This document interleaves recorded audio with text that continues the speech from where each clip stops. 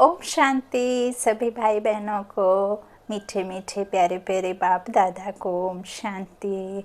ओम शांति। देखिए, मुरली के महावाक्यों को सुनने से पहले हम कुछ इस तरह से खुद को निश्चय में रखेंगे और फरिश्ता बनेंगे। कभी भी परमात्मा की कोई भी पढ़ाई हो, ईश्वरीय पढ़ाई जैसी भी हो, जहाँ भी हो, उसे सुनने से पहले अपने आप को फरिश्ता आत्मा निश्चय करना है।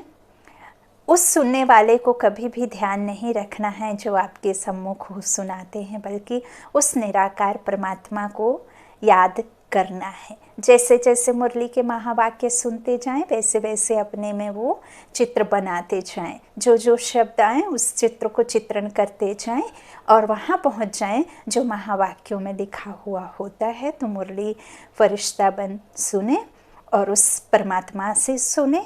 और मुरली सुनते वक्त यदि कोई मुश्किल, कोई बात याद आती है, कोई मनुष्य, कोई संबंधी याद आता है, तो उससे भी उस परमात्मा को सौंप दीजिए, उसके कल्याण के लिए, है ना। अच्छा, आगे आज 17 मई 2022 के ईश्वरीय महावाक्य हैं और बेहद के बाप ने हम मास्टर बेहद के बच्चों से मुरली के महावाक्यों में कहा, मीठे बच्चे, आधा कल्प तुमने जिस्मानी यात्राएं की, अब रूहानी यात्रा करो। घर बैठे बाप की याद में रहना, यह है वंडरफुल यात्रा। प्रश्न है मुरली का, बाप को बच्चों की किस एक बात पर बहुत वंडर लगता है? उत्तर में बाबा ने कहा, जिस जागीर के लिए बच्चों ने आधा कल्प धक्का खाया, पुकारते रहे, वह जागीर देने वाला अब आया है। तब उनका वनकर भी फारकती दे देते हैं तो बाप को वंडर लगता है। बच्चे चलते चलते ऊंच चढ़ने के बजाय बिल्कुल नीचे गिर पड़ते हैं। यह भी कैसा वंडर है?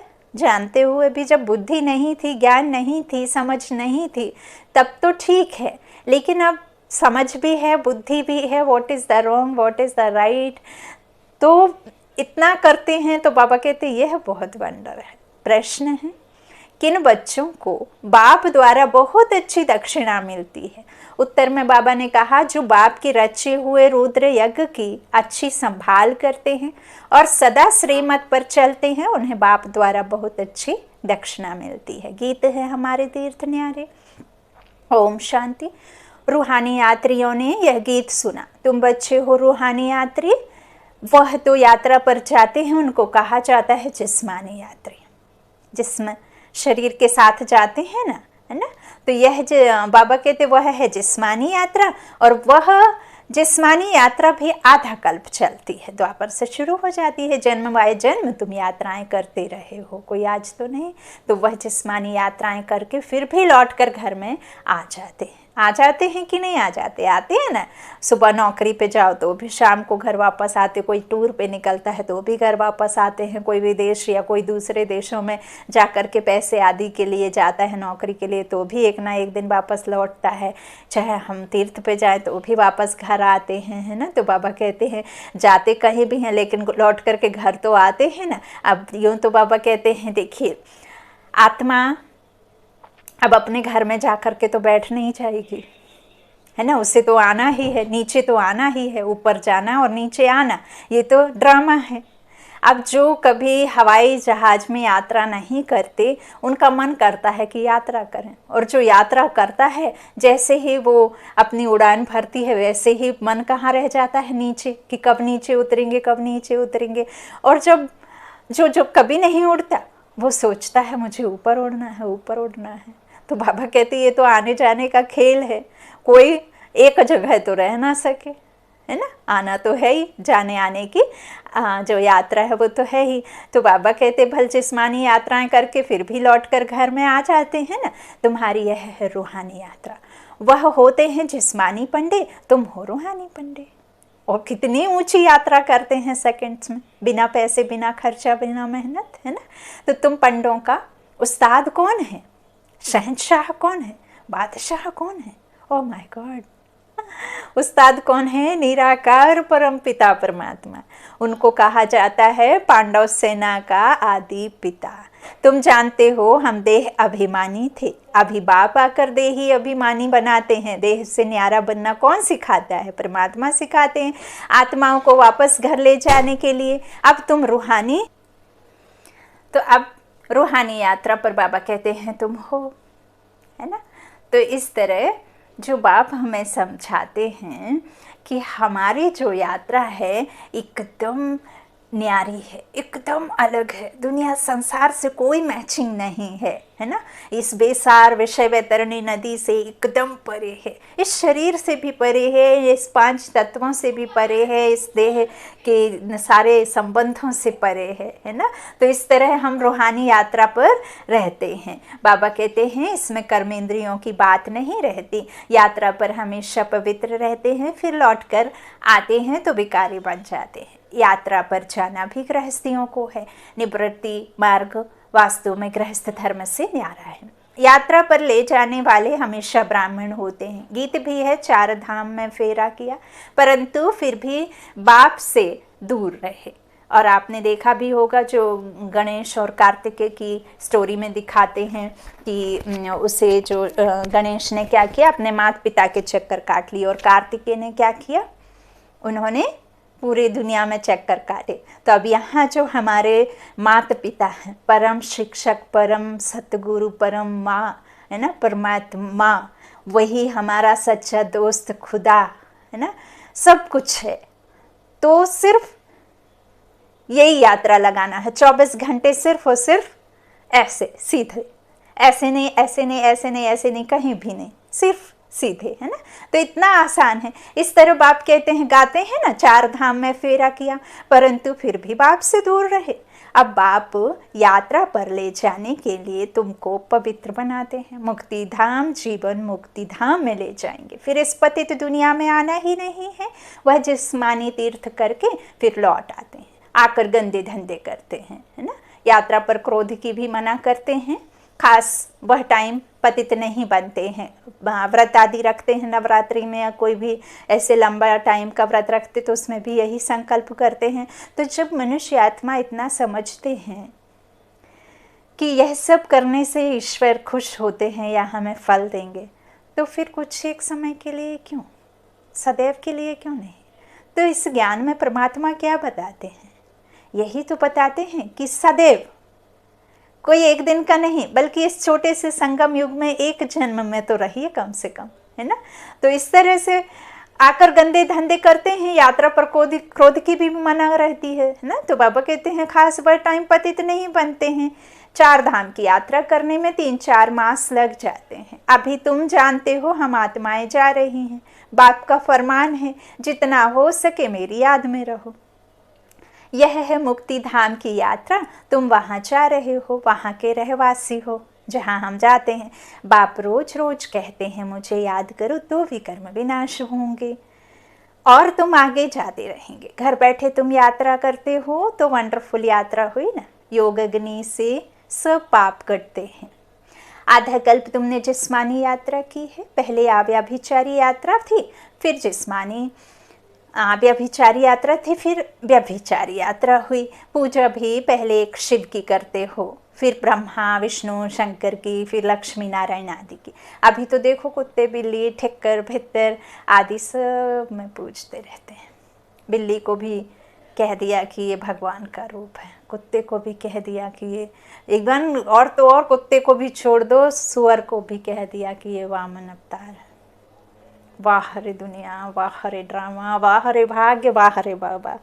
हाँ, तो इस तरह बाप कहते हैं कि अब तो कुत्ते बिल्ली ठेक्कर भित्तर पत्थर अत्थर पेड़ पौधे चांद सितारों में सब में कह दिया, तो आदि सबको पूछते हैं। बाप समझाते हैं बच्चे यह सब है गुड़ियों की पूजा।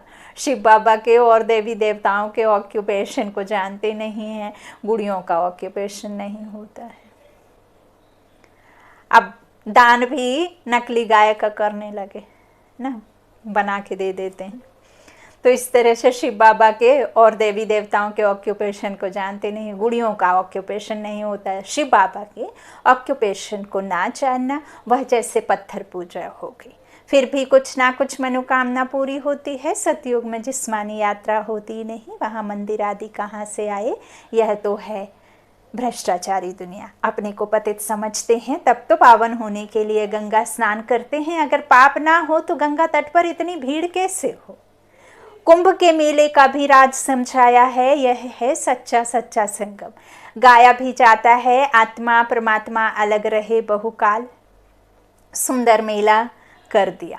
सतगुरु पतित पावन दलाल के रूप में आकर मिलते हैं। उनको अपना शरीर तो है नहीं, इस दलाल द्वारा, ब्रह्मा दलाल है ना, द्वारा तुम आत्माओं की अपने साथ सगाई कराते हैं। कन्या की सगाई, आत्मा रूपी कन्या की सगाई अपने साथ कराते हैं, अथवा बच्चों को अपना परिचय देते हैं। बच्चे, मैं आया हूँ तुमको शांति धाम की यात्रा पर ले जाने। अब शांति का सागर तो एक ही है, तो सभी को शांति धाम में ले जाने, सुख धाम में ले जाने, तो वही एक आए, है ना।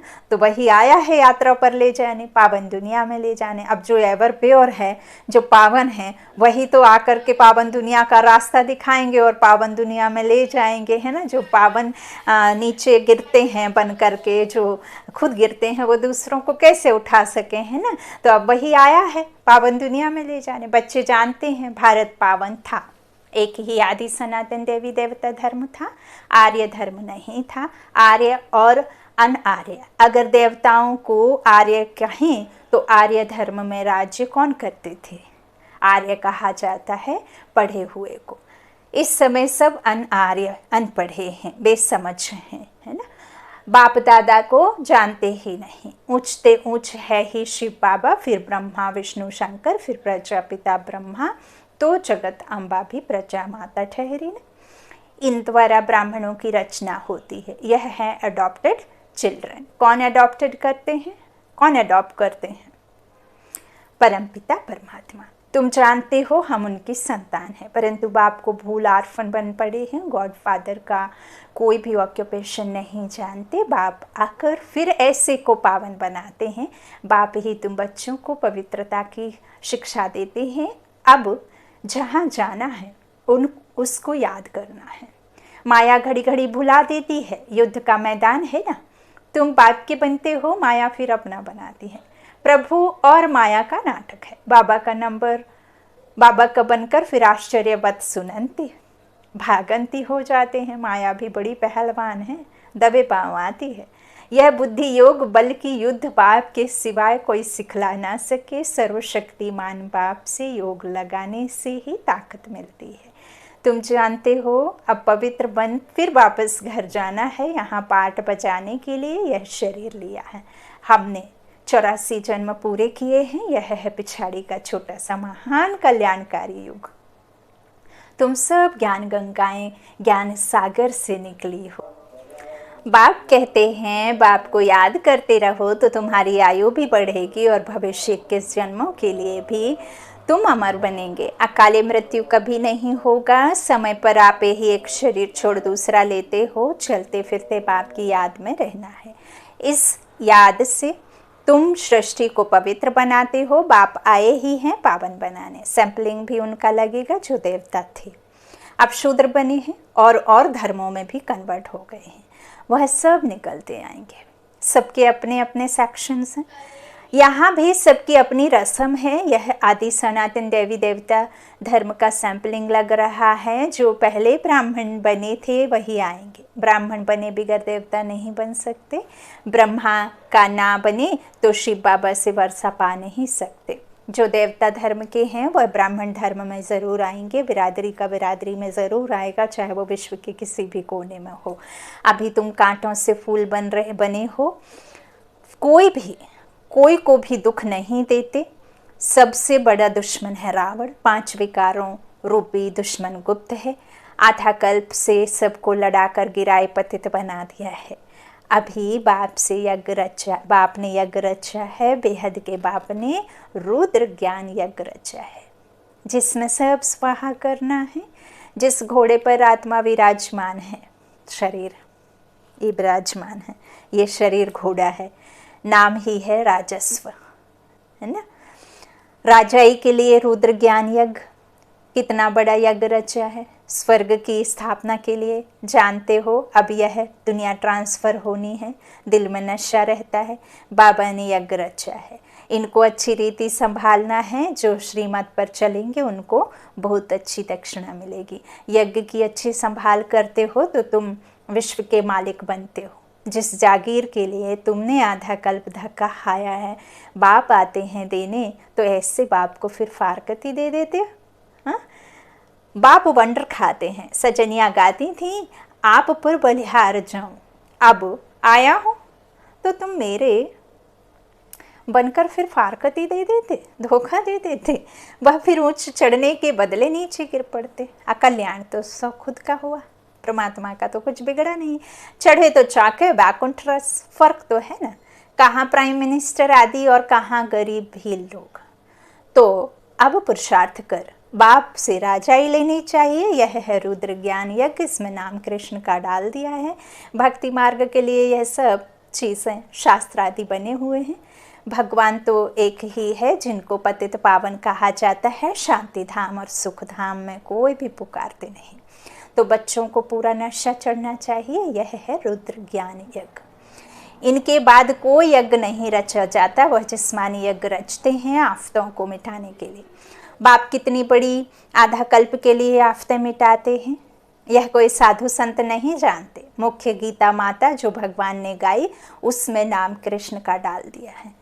तो अब मनुष्यों को सावधान करना है, क्योंकि उन्हों का बुद्धि योग कृष्ण से जुट गया है। कृष्ण तो ऐसे नहीं कहते मन मना भव, मुझे याद करो तो साथ ले जाऊंगा, वो तो खुद पुरुषार्थी है। तो यह बाप बैठ यहाँ लायक बनाते हैं, सांवरे से गोरा बनाते हैं। तुम श्याम बन गए थे, बाबा फिर सुंदर स्वर्ग का लायक बनाते हैं। चलते फिरते बुद्धि में बाबा को याद करना है। बस यह अवस्था जम जाए तो तुम्हारा कितना बेड़ा पार हो जाए। Health, wealth, happiness. बाबा से तुम इतना वर्षा लेते हो तो ऐसे बाप को कितना याद कर उनकी शिक्षा पर चलना चाहिए। कांटों को फूल बनाना है। अभी तुम फूल बन रहे हो, यह बगीचा है, अभी है फॉरेस्ट ऑफ थारनस। अकासुर बकासुर यह संगम के नाम हैं। उद्धार तो सबका होना है, जो जितना पढ़ेंगे पढ़ाएंगे, श्रीमत पर चलेंगे, चलते रहेंगे, बाप से 21 पीढ़ी का वर्षा पाएंगे। तुम सदा सुखी बन जाएंगे। अभी तुम्हारी 100% जुड़ती कला है, फिर कलाएं कम होती जाती हैं। इस समय कलाएं बिल्कुल खत्म हो गई हैं। गाते भी हैं, मैं निर्गुण हारे में कोई गुण नाही, बाप को रहम दिल कहते हैं ना। कल्प कल्प संगम पर आते हैं, भारत स्वर्ग होगा तो सब सुखी हो जाएंगे। अभी बच्चों को श्रीमत पर चलना है, आसुरी मत पर नहीं। बाप कहते हैं मेरी सबसे जास्ती ग्लानि करते हैं, या तो कहते हैं नाम रूप से न्यारा, या तो फिर कल कण कण में कह देते हैं। यह सब ड्रामा में नूंद है। तुम अब त्रिकालदर्शी बने हो और बाप को जान बाप से वर्षा ले रहे हो। अभी तो खूने नाहक खेल होना है। नाहिक सब आफतें आएंगी, कितने मरेंगे।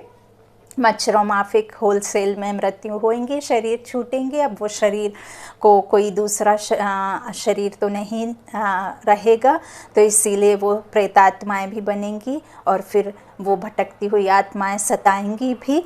किसी को भी अपना शरीर समझकर उसमें कोशिश करेंगी आने की। तो देखिए आपको कितना आत्मबल और कितनी शुद्धि और कितनी पवित्रता चाहिए होगी, आप खुद से अंदाज लगा सकते हैं। बाबा कहते हैं कितने मरेंगे, आफतें आएंगी। भक्ति मार्ग में तो कितने देवियों के चित्र बनाते हैं, खर्चा करते हैं, देवियाँ बनाकर पूजा कर डुबो देते हैं, तो गुड़ियों की पूजा हुई ना।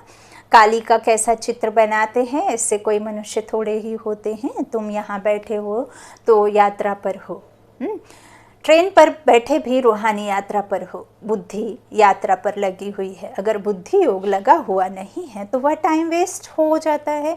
बाप कहते हैं टाइम वेस्ट नहीं करना, तुम्हारा टाइम बहुत वैल्यूबल है। सेकंड भी कमाई बिगर छोड़ो नहीं। बाप तो फुल पुरुषार्थ कराते हैं। बाबा ने विश्व को स्वर्ग बनाने के लिए यह यज्ञ रचा है। बाबा बाबा करते रहना है तो बेड़ा पार होगा। अब हम ब्राह्मण हैं, हमारे ऊपर बहुत बड़ी रिस्पॉन्सिबिलिटी है। बाप कहते हैं बच्चे आत्माभिमानी बनो, मनसा वाचा कर्मणा, किसको दुख नहीं देना है। बहुत मीठा बनो, क्रोध से बड़ी डिससर्विस कर लेते हो। संपूर्ण तो कोई बनी नहीं है इस संसार में। परफेक्ट मत ढूंढिए, किसी को परफेक्ट बनिए, क्योंकि जब इस संसार में परफेक्ट होते हैं तब यहाँ कोई अनपरफेक्ट होता नहीं, कोई भी विकारी आत्मा होती नहीं, उसे ही स्वर्ग कहते हैं, निर्विकारी दुनिया को। तो संपूर्ण तो कोई बनी नहीं है, भूत बड़े खराब हैं। अच्छा, मीठे मीठे सिक्की लादे बच्चों प्रति माता पिता बाप दादा का याद प्यार और गुड मॉर्निंग। रूहानी बाप की रूहानी बच्चों को नमस्ते। हम रूहानी बच्चों की रूहानी माता पिता बाप दादा को याद प्यार और गुड मॉर्निंग। शुक्रिया बाबा, मीठे बाबा, प्यारे बाबा, सबका साथी सबका सहारा, मेरा बाबा सबका बाबा, ओ बाबा ओ बाबा। धारणा के लिए मुख्य सार, पहला बाबा ने कहा यह टाइम बहुत वैल्यूबल है, इसलिए एक सेकंड भी इसे कमाई बिगर नहीं छोड़ना है। आत्माभिमानी रहने का पूरा पुरुषार्थ करना है। दूसरा, चलते फिरते बाप को याद कर अपनी अवस्था जमानी है। बहुत मीठा बनना है, किसी को भी दुख नहीं देना है। वरदान बाबा ने दिया, यथार्थ विधि द्वारा व्यर्थ को समाप्त कर नंबर 1 लेने वाले परमात्मा सिद्धि स्वरूप भव। जैसे रोशनी से अंधकार स्वतः खत्म हो जाता है, ऐसे समय संकल्प श्वास को सफल करने से व्यर्थ स्वतः समाप्त हो जाता है, क्योंकि सफल करने का अर्थ है श्रेष्ठ तरफ लगाना। तो श्रेष्ठ तरफ लगाने वाले व्यर्थ पर विन कर नंबर 1 ले लेते हैं। विनिंग होनी है ना सबकी, तो विन करने के लिए क्या करना है, श्रेष्ठ तरफ लगाने वाले बुद्धि वाले बनने हैं, है ना। तो वह विन कर लेते हैं, उन्हें व्यर्थ को स्टॉप करने की सिद्धि प्राप्त हो जाती है। यही परमात्मा सिद्धि है। वह रिद्धि सिद्धि वाले अल्पकाल का चमत्कार दिखाते हैं और आप यथार्थ विधि द्वारा परमात्मा सिद्धि को प्राप्त करते रहो, है ना, करते हो ना। आज का स्लोगन है, अपकारी पर भी उपकार करने वाला ही ज्ञानी तू आत्मा है। अपकारी पर भी उपकार करने वाला ही ज्ञानी तू आत्मा है। अच्छा, ओम शांति, ओम शांति, ओम शांति।